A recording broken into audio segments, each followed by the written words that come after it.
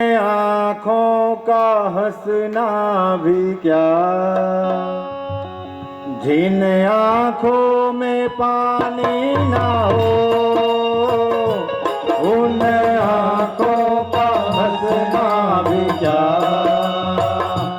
जिन आँखों में पानी ना हो, वो जवानी जवानी नहीं जिसकी कोई कहानी ना हो, वो कहानी नहीं।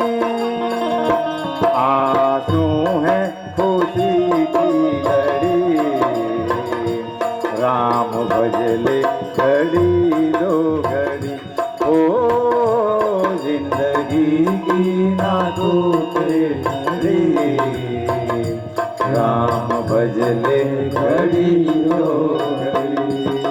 તો યુવાની સાર્થક કરી છે એમ તો એવું કહેવાય કે આવા કંઈક ગીતો ચાલે તો પાછું કંઈક સારું બહુ ગાવાનું મન થાય, પણ આને જ્યાં સુધી બ્રેકો આપે ત્યાં સુધી સારું. પણ બધા જ છોકરાઓને ખૂબ ખૂબ શુભકામના આપતો છું. અને ગણપતિ દાદા બધા જ ભક્તોની ઘરે રિદ્ધિ સિદ્ધિ સાથે વાસ કરે.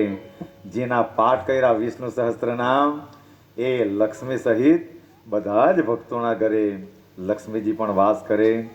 એટલી પ્રાર્થના કરીને આજના સત્સંગને અહીંયા વિરામ આપીએ. જ્યારે કંઈક દાદાની ઈચ્છા હશે